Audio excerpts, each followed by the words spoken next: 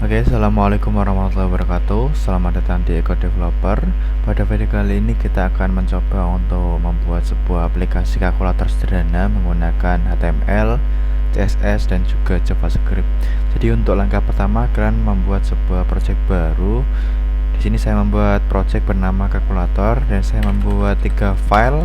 Yang pertama ada index.html, ada main.css, dan juga main.js. Oke, pada file index.html kalian buat sebuah HTML starter pack terlebih dahulu seperti ini.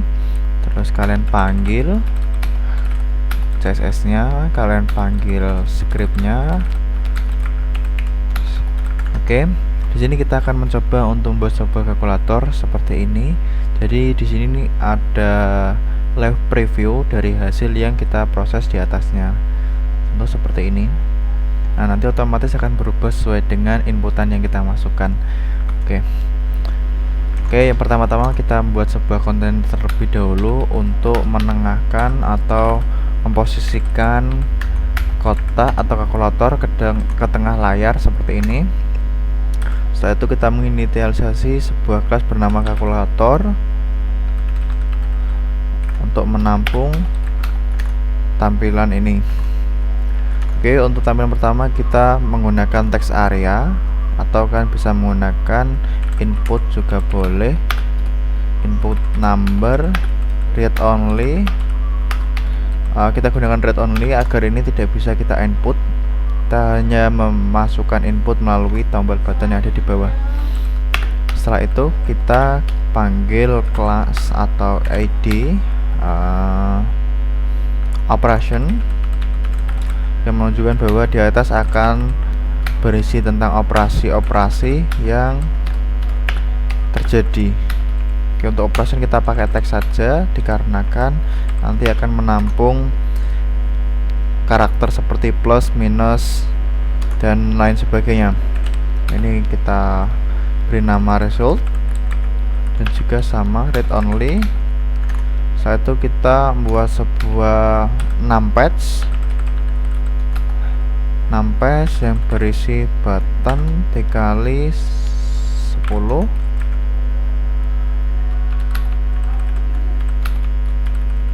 kita beri 10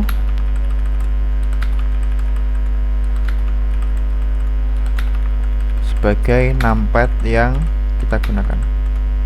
Kita beri mulai dari 0, 1, 2, 3, 4, 5, 6, 7, 8, dan juga 9.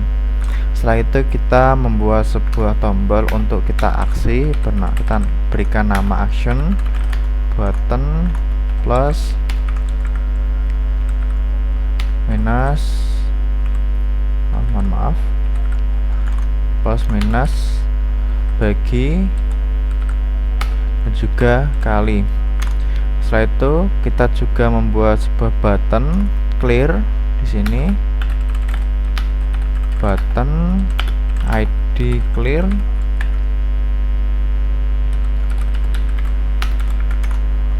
Oke, kita coba lihat gambarannya seperti apa hasilnya.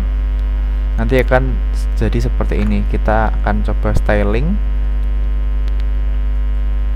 Kita mulai dari styling container, display. Sebentar, kita atur terlebih dahulu. Paddingnya 0, marginnya 0, box sizing border box. Terus kita atur kontainernya, display grid, place content. Di sini saya menggunakan grid untuk menengahkan atau memposisikan kotak ini ke tengah seperti ini. Container height 100 VH atau sesuai dengan layar.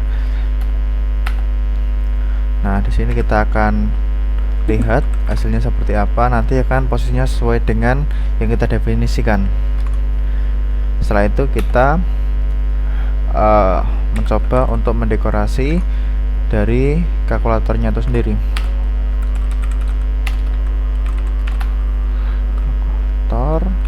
width-nya kita 400 pixel, height-nya kita beri 500 pixel, border 1 pixel, solid white. Untuk bodinya kita beri background black. Nah, seperti ini.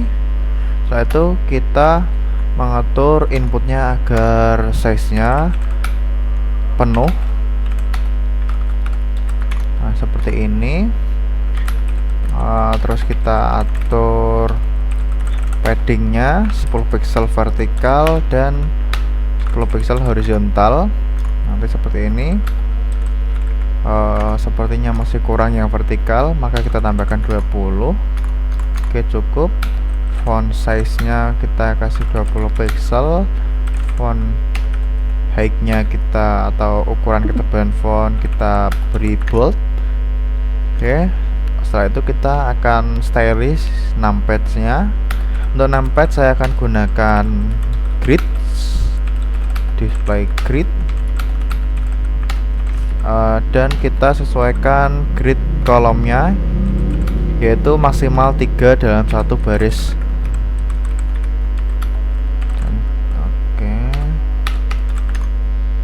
Oke, setelah itu kita atur juga buttonnya agar tombolnya memiliki space diantaranya, atau padding, kita atur paddingnya. Nah, seperti ini. Kita atur juga jarak per elemennya menggunakan gap 10 pixel. Oke, numpadsnya kita sepertinya terlalu besar jaraknya. Oke, kita buat seperti ini. Dan kalkulatornya ini kita besarkan sedikit, kita buat 600 pixel, tidak apa-apa, atau 550 pixel. Dan numpadsnya kita geser ke bawah, jaraknya kita ke bawahkan sedikit. Terus untuk bawahnya kita juga atur agar menyesuaikan. Oke, kita anggap selesai. Nanti kita stylish lagi. Oh ya, kita kasih padding juga agar tampilnya lebih bagus. Oke, setelah ini kita akan mencoba untuk styling tombol action. Oke, kita ambil class action,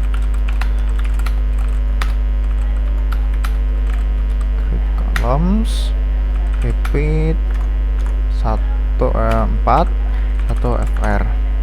Oke, gapnya 5 pixel, padding 20 pixel. Oke, untuk ini clearnya nanti kita atur, berarti kita tidak usah pakai ini. Oke, tidak apa-apa karena sudah ada gapnya ternyata. Padding. Oke, berarti paddingnya kita atur 0 pixel. Oh, mohon maaf, ini berarti paddingnya 0 pixel, 20 pixel, seperti ini. Oke, terus kita button clear, width 100%. Nah, nanti seperti ini. Oh, ini masih kurang besar, posisi kalkulatornya kita besarkan menjadi 570 mungkin, 6560 boleh, sip, segini. Atau kita tidak usah sesuaikan, seperti ini juga bisa. Oke, tampilnya akan menjadi seperti ini ya teman-teman. Oh ya, karena ini ada border dan outline-nya, kita hapus juga border none, outline none juga. Oke, jadi seperti ini. Nah, untuk inputnya kita margin top pixel terlalu besar, 5 pixel mungkin. Margin bottom aja. Oke, seperti ini teman-teman. Oke, setelah ini kita, oh ya, ukuran fontnya terlalu kecil ya teman-teman. Oke, berarti kita font size 20 pixel, font weight bold. Nah, seperti ini teman-teman. Setelah ini kita akan masuk ke CSS-nya untuk menghandle dari kliknya. Oke, kita pertama-tama kita panggil atau mendefinisikan sebuah variabel dulu, mendeklarasikan sebuah variabel untuk menampung elemen input operation dan juga elemen input dari result. Kita bikin sebuah variabel konstanta bernama operation. Saya menggunakan query selector agar memudahkan saya untuk menghandle DOM. Operation. Dan juga kita panggil juga result dengan ID-nya, berarti result.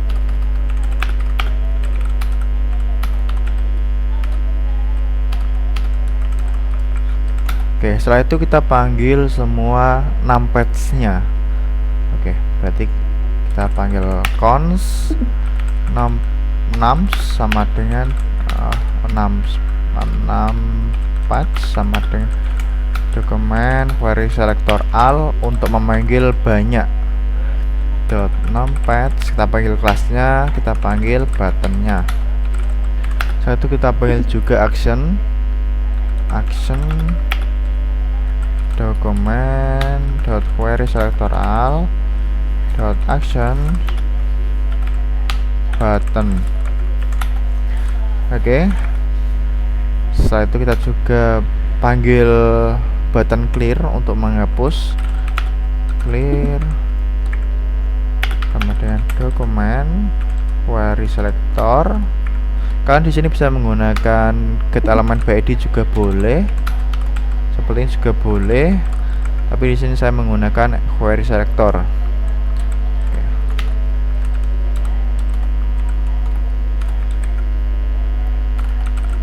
Oke, nanti akan seperti ini, belum terjadi apa-apa ya teman-teman.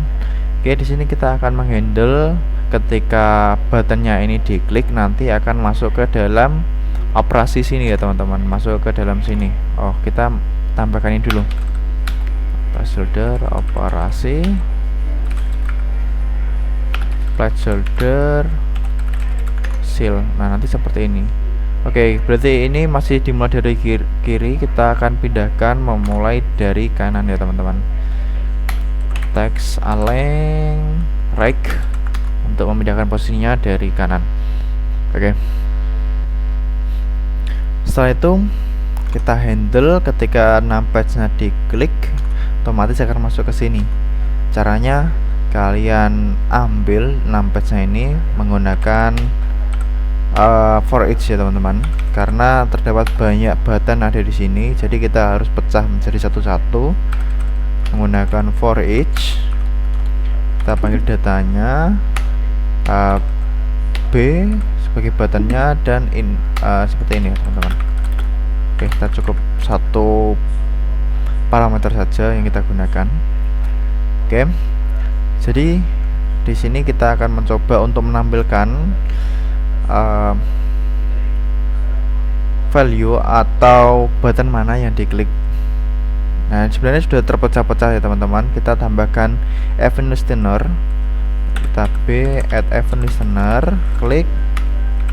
Jadi button mana yang diklik, maka dia akan mengambil. Oke, setelah itu kita masukkan value-nya atau nilai dari button yang diklik tadi ke dalam operation ya teman-teman.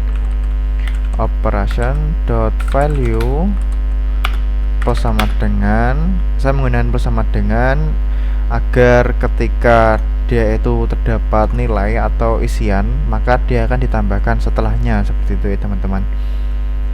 Value dari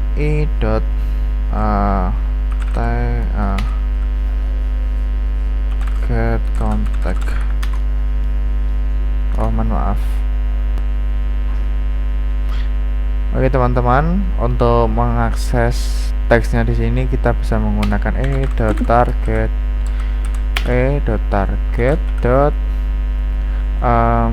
inner Nah, jadi nanti seperti ini teman-teman. Oke. Setelah itu kita akan handle ini juga. Ketika dia diklik nanti akan menambahkan operasi di dalam inputan di atas atau di operation. Berarti kita sama, kita ulangi seperti ini. Bedanya kita pakai action. Nah, seperti ini teman-teman. Nah, nanti seperti ini. Dan juga kita akan menghandle ketika dia diklik clear. Add event listener, klik.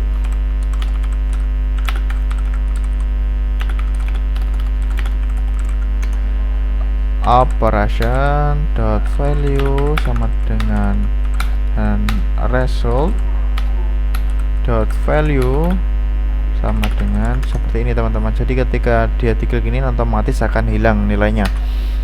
Oke. Setelah itu kita akan membuat sebuah fungsi untuk menambahkan atau mengoperasikan yang ada di inputan operasi ya teman-teman. Function count kita beri nama count. Di sini kita return